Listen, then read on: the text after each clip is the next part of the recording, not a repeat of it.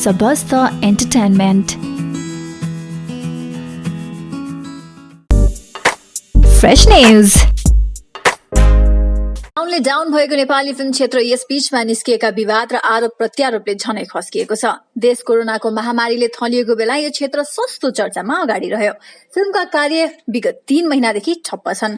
Lockdown खुकुले हुँदै गर्दा अन्य क्षेत्र बिस्तारै सक्रिय भए पनि यो क्षेत्र कहिले सामान्य हुने हो कुनै टुङ्गो छैन।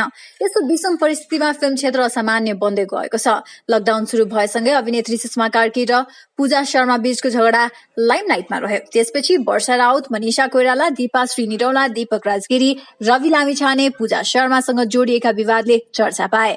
पुनः पूजा शर्मा, दीपा श्रीनिरौला सहित भुवन केसी, राजु समाल र साम्राज्ञी राज्यलक्ष्मी शाह जस्ता कलाकारका नयाँ विवाद अगाडि आए। साम्राज्ञीले अभिनेता भुवन केसी विरुद्ध दुर्व्यवहारको आरोप लगाएको विवाद अझै साम्य भएको छैन। दीपा श्रीको नेपालमा महानायक हुनुहुन्छ र भन्ने प्रश्नले निम्त्याएको विवाद लगभग सामान्य हुँदैछ। दीपाको बोलीले सुरु भएको विवाद अभिनेता राजेश हमालले अन्त्य गर्नु पर्यो। सामाजिक सञ्जालमा नकारात्मक प्रतिक्रियाको चाङ लागेपछि राजेश हमाल आफैले दीपालाई माफ गरिदिन दर्शकसँग आग्रह गरेका थिए। दीपा राजेश विवाद साम्य हुँदै गर्दा पुनः निर्देशक अभिनेता निश्चल बस्नेत विवादमा तानिएका छन्।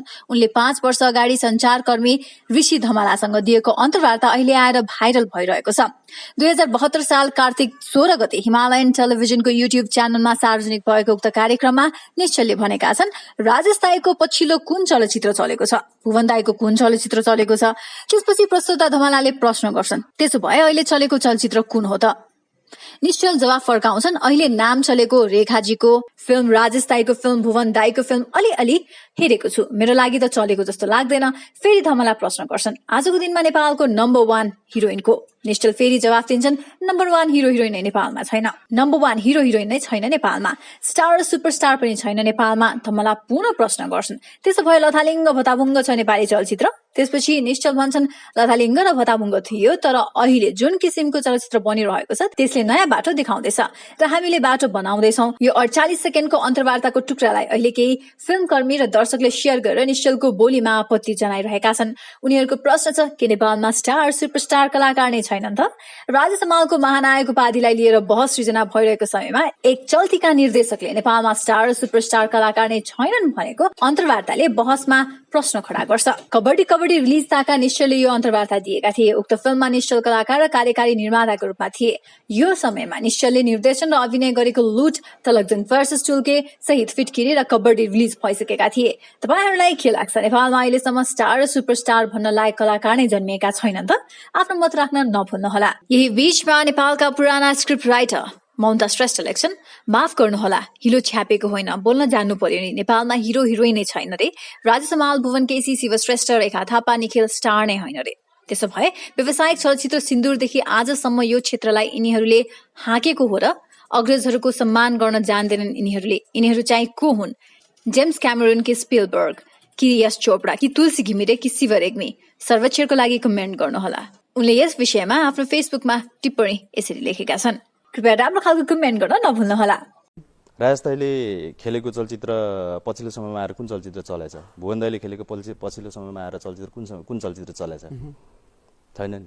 उसमा अहिले चलेको चलचित्र कुन हो त? जस्तो अलि नाम चलेको रेखाजीको फिल्म या उहाँ राजेश दाईको फिल्म या भुवन दाईको फिल्म, उहाँहरूको चाहिँ फिल्म सायद मैले अलिअलि हेरेको छु, तर मेरो लागि चाहिँ चलेछ जस्तो मलाई लाग्दैन। तपाईको नजरमा आजको दिनमा नेपालको नम्बर 1 हिरोइन को हो? नम्बर 1 हिरो, नम्बर 1 हिरोइन नै छैन नेपालमा।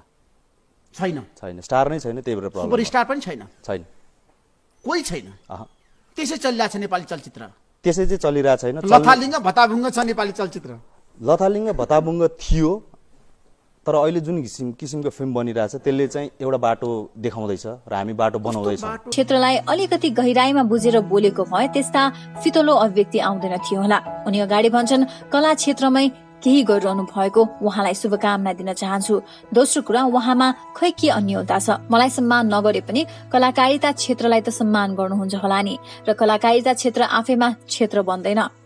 विगत र वर्तमानमा केही व्यक्तित्वहरूको योगदानले क्षेत्र बन्छ, त्यसैले ती व्यक्तिहरूको सम्मान र कदर हुनुपर्छ। उहाँले जुन कलाकारिता क्षेत्रको कदर गर्नुहुन्छ त्यो यतिकै बनेको होइन। फुटबल खेलाडी बन्ने तर खेल मैदान कसले कसरी बनाए भन्ने हेक्का नपुर्याउँदा तपाईँ प्रतिउत्पादक बन्नुहुन्छ। त्यसैले अलिकति गहिराईमा गएर बोलेको भए पछि स्पष्टीकरण दिनलाई रामायणदेखि महाभारतसम्म कोट्याउनु पनि पर्दैन थियो। यस्तै राजेश अगाडि थप्छन्, राजेश हमालले जथाभावी फिल्म खेल्यो, छनौट गरेन भन्ने प्रति म के भन्न चाहन्छु भने कुनै पनि व्यक्तिले नेपाली फिल्मको इतिहास बुझ्न जरुरी छ। हाम्रो इतिहास न त बलिउडसँग मिल्छ न त हलिउड। मैले प्रवेश गर्दासम्म बिरलै फिल्म बन्थ्यो। मैले पहिलो फिल्म खेल्दा दोस्रो बन्ला कि नबन्ला भन्ने दोधार हुन्थ्यो। व्यावसायिक हिसाबमा यो क्षेत्रमा लाग्न सकिन्छ भन्ने त कुनै ठेगान नै थिएन। रुचिमा मात्र अडिग रहेर तपाईँ धेरै बेर टिक्न सक्नुहुन्न पनि। त्यसैले सुरुवातमा यस क्षेत्रलाई कसरी व्यावसायिक बनाउन सकिन्छ होला भन्ने मनोविज्ञानबाट म आएको थिएँ। प्यासन आफ्नो ठाउँमा थियो, तर प्यासनलाई कसरी पेसामा परिवर्तन गर्ने भन्ने चुनौती थियो। अब मेरो 2-4वटा फिल्म सफल भयो। त्यसपछि नेपालमा अब यो फलानोलाई लिएर धेरै नै फिल्म बनाउनु पर्छ भन्ने मेकरहरूको सोच बनाउन थाल्यो। अनि मेरो प्राथमिकता अब यस क्षेत्रलाई विस्तार गर्नुपर्छ भावना जाग्यो। विस्तार गर्नलाई त फिल्म बनाउनेलाई प्रोत्साहन गर्नु पर्यो नि, होइन? हमाल प्रति प्रश्न गर्छन्। म चल्न थालेपछि 10 जना मध्ये होइन, म 2 जनाको मात्र फिल्म गर्छु भनेको भए त यो क्षेत्र विस्तार हुने नै थिएन। मैले 10 जनाको फिल्म खेल्दा त्यसमा जोडिएर आउने धेरैले रोजगारी पाउनुहुन्थ्यो। यदि म सुपरस्टार हो, मैले चुज गरेर मात्र फिल्म खेल्छु भनेको भए जो व्यक्तिले अभिव्यक्ति दिनु भएको छ उहाँले गोली सिसाको गर्दा पढ्नुहुन्थेन कि? रामै छ, उमेर 21 मात्रै भयो।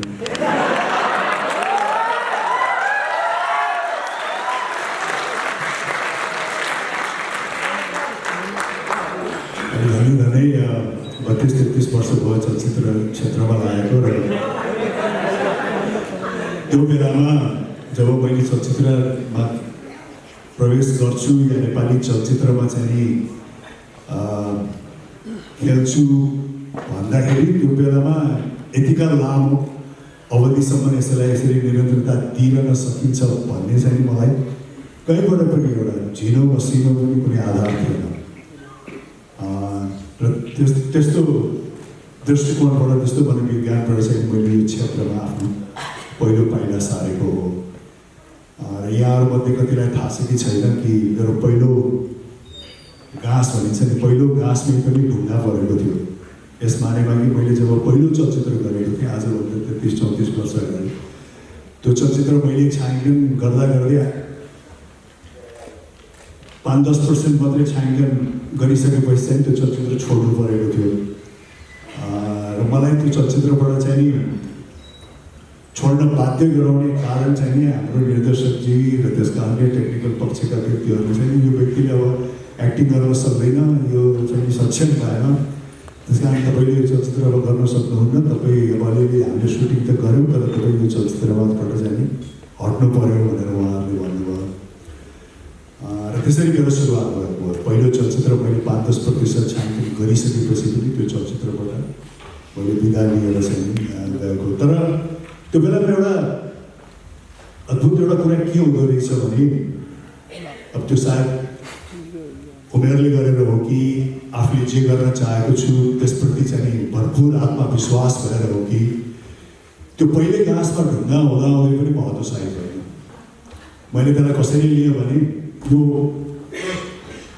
ममा सिप नभएर उहाँहरूले यसो भन्नुभयो होइन, ममा खुबी नभएर भन्नुभयो होइन, यो उहाँहरूको दृष्टिकोण हो र उहाँहरूको दृष्टिकोणमा उहाँहरूले देख्नुभयो। तर म चाहिँ आफूले आफूलाई चाहिँ अझै पनि सक्षम नै ठान्छु। मैले आफूले आफूलाई चाहिँ म गर्न सक्छु नै ठान्छु र म कलाकार बन्ने नै हो भन्ने आत्मविश्वासमा चाहिँ नि त्यो पहिलो घाँसमा ढुङ्गा हुँदै हुँदा पनि रत्तिभर रास आएन। त्यो किसिमको एउटा अद्भुत आत्मविश्वास चाहिँ थियो त्यो बेलामा। पहिलोचोटि ठेस खाँदाखेरि पनि नो प्रब्लम, यो ठेस खाइयो अब उठिन्छ फेरि अगाडि बढिन्छ भन्ने कुरा चाहिँ थियो।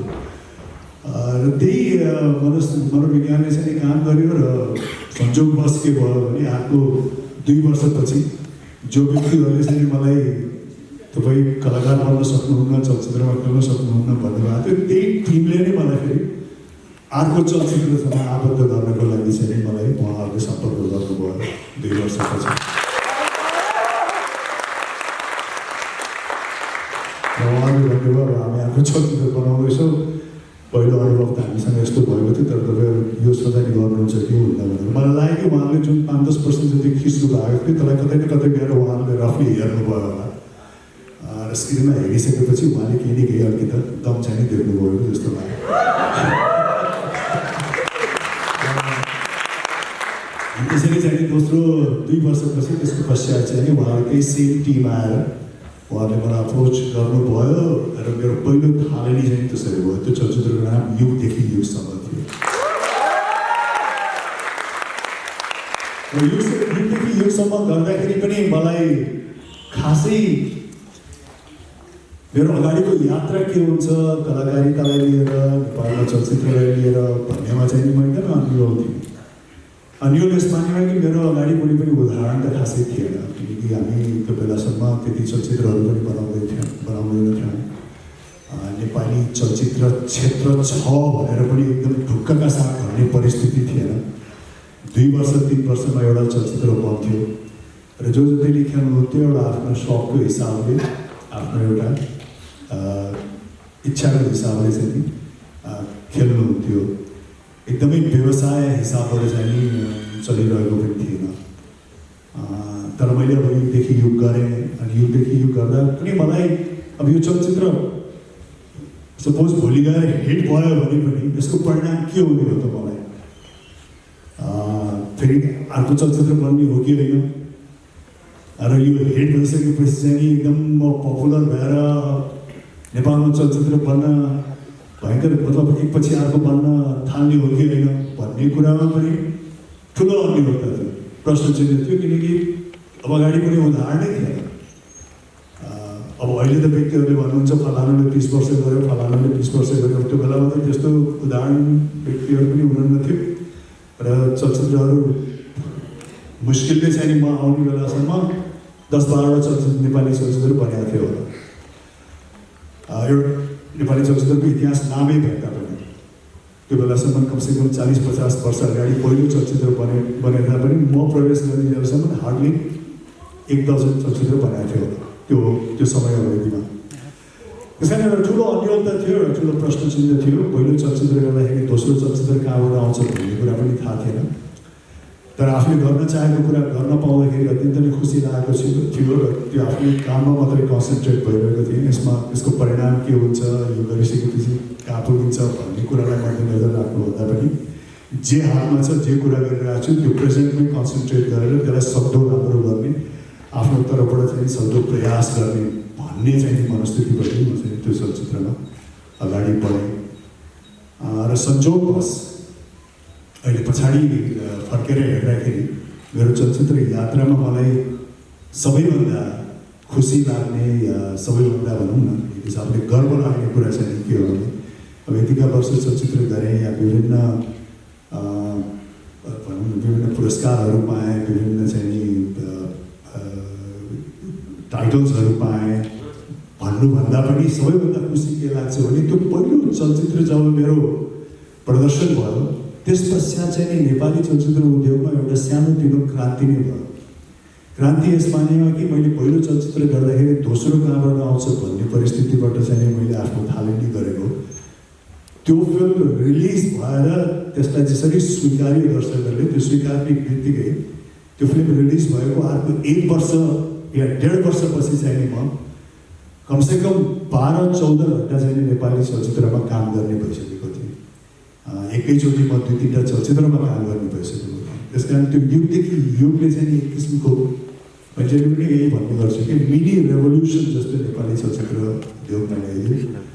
जुन मलाई अर्को चलचित्र कहाँबाट आउँछ भन्ने प्रश्न चिन्ह थियो त्यसलाई पनि हटाइदियो। त्यस पश्चात चाहिँ धेरै निर्माताहरू धेरै लगानीकर्ताहरू चाहिँ म फलानालाई लिएर चलचित्र बनाउन चाहन्छु भन्दै नि अगाडि आउनुभयो र त्यो फिल्म रिलिज भएको 1-1.5 वर्षपछि चाहिँ म निरन्तर काम गर्दै गएँ र एउटा बिन्दुमा गएर त म अब 16-17-18 घन्टा चाहिँ दैनिकी काम गर्थेँ र त्यो क्रम चाहिँ तपाईँको खालि 1 वर्ष 2 वर्ष मात्रै नभएर 12 वर्षसम्म मैले मिनिमम 14 नत्र 18 घन्टा चलचित्रमा म काम गर्थेँ।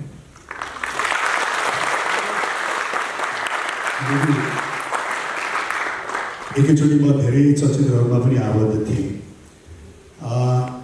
र त्यो बेला अब अहिलेको बिन्दुमा तपाईँहरू जस्तो व्यक्तिहरू, तपाईँहरू जस्तो चलचित्रमा चाहिँ चासो राख्ने व्यक्तिहरू या अन्य व्यक्तिहरू जसले चाहिँ मेरो करियरको बारेमा सोध्नुहुन्छ उहाँहरूले मलाई आजको परिस्थितिमा उभिएर आजको चस्मा लगाएर चाहिँ विगतका कुराहरू सोध्नुहुन्छ। कहिले कहिले त्यहाँ छैन अलिकति त अन्योन्यता भएको हो कि भन्ने जस्तो पनि लाग्छ किनकि धेरै व्यक्तिहरूले मलाई भन्नुहुन्छ तपाईँले किन त्यतिका चलचित्र गर्नुभयो किन यो गर्नुभयो तर हामीले सम्झिनुपर्छ के हो भने त्यो बेलाको परिस्थितिलाई Thank you for watching. Don't forget to like and subscribe. Please press the bell icon.